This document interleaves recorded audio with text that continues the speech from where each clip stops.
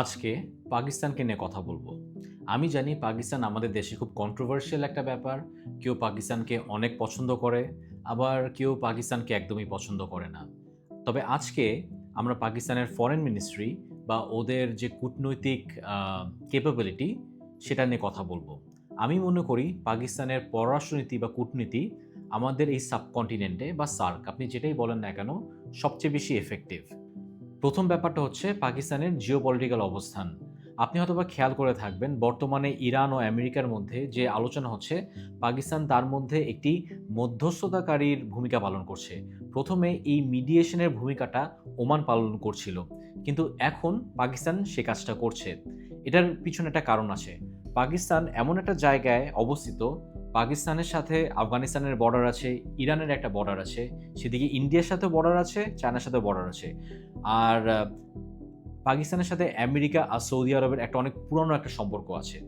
এই কারণেই এই দেশগুলো যখন কোনো একটা ঝামেলার মধ্যে পড়ে, পাকিস্তান খুব স্বাভাবিকভাবেই একটা আলোচনাকারী বা মিডিয়েশনের ভূমিকা পালন করে। কারণ পাকিস্তানের সাথে সবারই সম্পর্ক কম বেশি ভালো।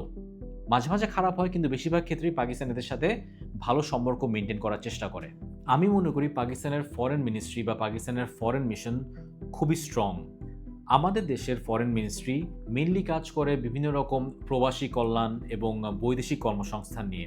কিন্তু পাকিস্তানের ফরেন মিনিস্ট্রি মেইনলি কাজ করে হচ্ছে আইএসআই ও মিলিটারি ইন্টেলিজেন্সদের সাথে। একটা ক্ষেত্রে পাকিস্তান ওদের দেশের সবচেয়ে ব্রিলিয়ান্ট ছেলেমেয়েদেরকে বিভিন্ন কূটনৈতিক জায়গায়, যেমন ইউএনএ পাঠায়, ওয়াশিংটনে পোস্টিং দেয়, লন্ডনে পোস্টিং দেয়, জুরিকে পোস্টিং দেয়। সেসব জায়গায় এই কূটনীতিকরা একটা ন্যারেটিভ ক্রিয়েট করে পাকিস্তানের পক্ষে। আর দেশে বা এই রিজিনাল এরিয়াতে আইএসআই বা মিলিটারি ইন্টেলিজেন্স ওই ন্যারেটিভটার পক্ষে একটা কনটেক্সট তৈরি করে। সো এই দুইটা যখন একসাথে আসে, তখন পাকিস্তানের ফরেন মিশন বা পাকিস্তান যেটাই করতে চায় সেটার ক্ষেত্রে তাদের জন্য সেটা ইমপ্লিমেন্ট করা অনেক সুবিধাজনক হয়ে যায়।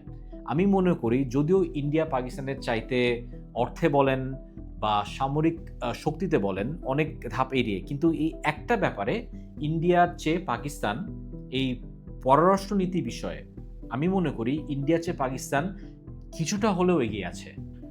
আর ফাইনালি আমি মনে করি পাকিস্তানের ফরেন মিনিস্ট্রির সবচেয়ে বেস্ট কোয়ালিটি হচ্ছে ওদের অ্যাবিলিটি টু ম্যানেজ ফাক আপস।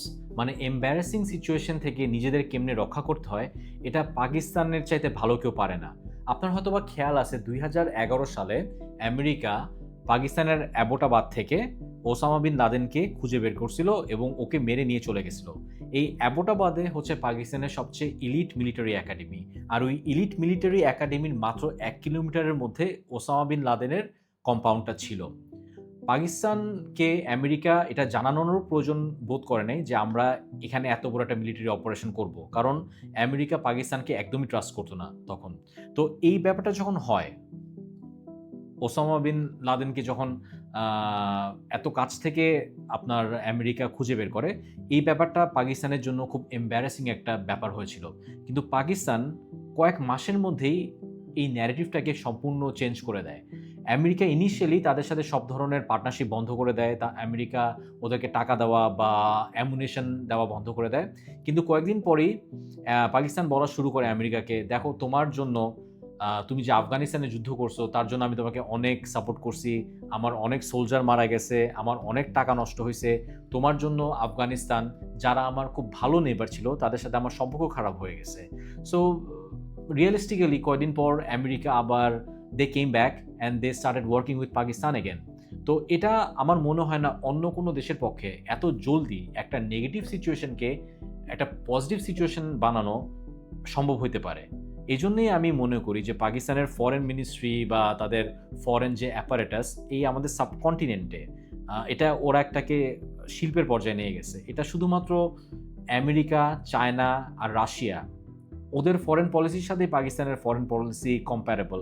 আপনি দেখেন আমেরিকা ইরানকে যায় মারতেছে, আপনার রাশিয়া ইউক্রেনে যায় মারতেছে, চায়না তাইওয়ান, হংকং, এই যত নেবারিং কান্ট্রি আছে সবার উপরে মানে একটা ছড়ি ঘোরাচ্ছে। বাট স্টিল ওদের ফরেন পলিসি এমন যে মনে হচ্ছে না China right, Russia right, America right. আমি মনে করি আমাদের এই সাবকন্টিনেন্টে পাকিস্তান অ্যাকচুয়ালি উইক ক্যাপাবিলিটি দিকে যাচ্ছে।